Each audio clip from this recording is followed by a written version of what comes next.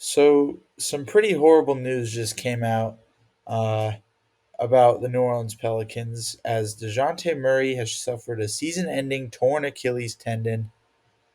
This sucks for Pelicans fans, and it's just a continuation of all the things that have been going on for them. They've just had a really bad season, and this is just icing on the cake. Pelicans need to blow it up. And some people might consider that an overreaction, but I don't think it is. They were good a couple seasons ago, yeah, and a lot of people are looking back at the season like, oh, if they can get healthy, they'll be really, really good. And they made this trade for DeJounte Murray this year, and it just hasn't worked out. Obviously, Zion hasn't been playing. Brandon Ingram is on the last year of his deal. DeJounte Murray, I don't even know his contract. I'm going to be honest, but it just hasn't worked. Nothing has worked for this Pelicans team. The health hasn't worked. The players combined haven't worked. The locker room is struggling. Zion's been suspended by the team. Everything is going wrong for this Pelicans team right now. And I believe they need to just end it. They just need to blow up the whole team and restart from the beginning. Like if you go through this depth chart for the Pelicans, obviously DeJounte Murray's out. They haven't updated. I mean, it says out, but it's not updated to like he's at the back. Anyways, CJ McCollum's old. You don't need CJ McCollum. You're not going to compete this year. Trey Murphy's young. Okay, great. Yves Messi is young. Okay, great. Zion is not old, but he's not playing. He doesn't want to play. He doesn't have the motivation to play. And if you want to build a team to contend for the next, 10 years, you need to have a young superstar who is willing to play for a small market team. And Zion just seems like a guy that isn't like that. Jose Alvarado he's not a franchise point guard, he's young, I guess. He's 26, I think. But um, like he's not a franchise point guard. You don't need Jose Alvarado in your starting lineup to go compete for a championship. That's just not how it works. He's a good backup, but that's about it. Jordan Hawkins is young. You can keep him, whatever. I don't even know why he's out. I think it was an illness or something. Javonte Green is old. He's 30 plus. Daniel Tice is old. Like you could ship guys like CJ McCollum, Javonte Green, Daniel Tice off to contending teams for some picks or something like that.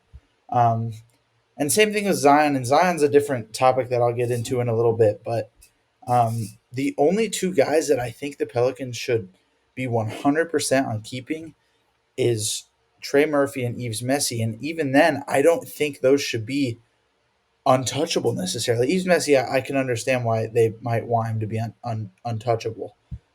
Trey Murphy's a good young player, but I don't know. I didn't even mention Brandon Ingram. Brandon Ingram's on the expiring deal. Like he needs to be traded at deadline because all he's doing is taking up money in your on your team, and you could go get some value for him. He's gonna leave. We all know he's gonna leave next year. So it's just a very hard situation for the Pelicans, and um, I just they need to blow it up. I just saw this tweet actually by Will. I'm not going to try to say his last name. Um, the Pelicans will end up completing the 2024-25 season without Zion, Brandon Ingram, and DeJounte Murray ever sharing the floor together. And I think this is the idea that people are stuck on. The potential that they have. The potential that this team had together, sure, I agree it was high. But the problem is Brandon Ingram, like I said, is on an expiring deal, and he's more than likely going to leave. Um, and Dejounte Murray is not a very good second option in my eyes. Like he's a good player, but he's not, in my eyes, on a contending team is not a good second option, especially next to someone who gets hurt like Zion all of the time. So I found this article, obviously written seemingly by a uh, Pelicans. I wouldn't say Pelicans fan, but just the wording is pretty strong. It says throwing franchise under the bus, but obviously you saw that he's not playing tonight. It was because of some sort of illness, but that's not really what I'm focused on right now. Like, okay, you can be sick. That's not a big deal. But there was a quote by Gilbert Arenas that was in this that I saw that said, when you're suspending him, and in case you need to follow along, I'll just highlight it. But when you're suspending him after you already fined him, that's two penalties for the same thing. Like being late to a plane doesn't cost a game check. That's already a penalty fine. That's not a game check. So that means your relationship with him is officially over. And he has a point. He has a real point to this, and I think this should be of note because obviously, like he said, that means your relationship with him is officially over. I wouldn't go that far. I'd say it's in check, but it shows that there's something else going on because they punished him twice for that plane incident. And if you don't know, that plane incident was he just showed up to a team plane late. Uh, they they penalized him twice for the same issue. And so in my eyes, I think there's something deeper than that. And I think we all know there's something deeper than that. So it's just this. I just thought it was kind of an interesting quote and super relevant for just Zion's future in New Orleans. I also want to point out that I don't think that Zion is going to be traded before the deadline. I think that would be a very impulsive decision. But I do think it should be something they consider. I think they should field offers for him. I think they should start to see the value for him and what other teams may value him as. Whereas the Warriors, who have Steph Curry, um, towards the end of his career, or the Lakers, who just need another pretty big piece to compete like that, or any team like that, who just is looking for one last piece to bring them into big time contention, who's willing to take the risk on Zion. Um, so I don't think he's going to be traded this year. I don't think he's going to be traded within the next 6 days before the deadline. But I do think it's something the Pelicans need to consider. Butler and Brandon Ingram's trade scenarios overlap quite a bit. Uh, Raptors might be a possible multi-team facilitator for Butler. So that actually is two of the teams that I was interested in to see if he would go there. But basically, the first report is that there's a some talk around the league that the Jimmy Butler trade may end up being the same trade as the Brandon Ingram trade, which is really interesting. Um, and honestly, I don't think it would.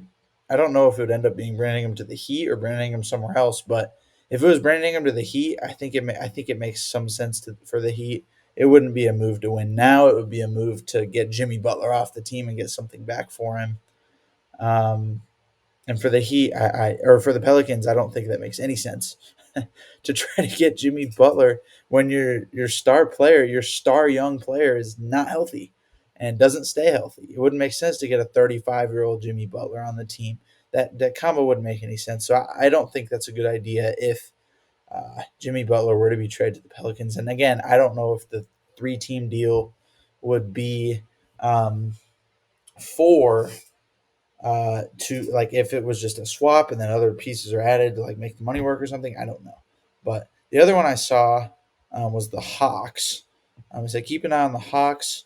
They just lost their star wing Jalen Johnson for the season. Yes, if you didn't see, Jalen Johnson is out for the year, um, and Jalen Johnson was like their star young player, upcoming player who was like being talked about for the All Star game and stuff like that. But Brandon Ingram to the Hawks actually kind of intrigues me. I think I would like to see a lineup next year. This is also depending on if he resigns. Trey Young, Brandon Ingram, Jalen Johnson. I don't hate that. I don't think it's the best thing in the world, but I don't necessarily hate that. That's not a bad option. I think if the Hawks also want to keep their playoff spot this year and see how far they can go this year and just like get some more playoff experience under their belt, Brandon Ingram's not a bad pickup. It's not the perfect trade necessarily, but I don't hate it. The third thing that I saw was this Raptors idea, and I kind of already talked about it, but uh, the Raptors, it says wouldn't read too much about the Raptors sniffing around Ingram. Obviously, the Raptors are another team that's young and upcoming, and they have money, so they like a Brandon Ingram trade would make some sort of sense for that team. They're just trying to get talent at this point, and stay relevant. So I don't know. Those are some interesting Brandon Ingram trades that I thought I'd bring up for you guys, but. Yeah, let me know what you think about the whole Pelicans situation. Should Zion be traded? Should Brandon Ingram be traded before the deadline? And what should they do because DeJounte Murray's out for the season?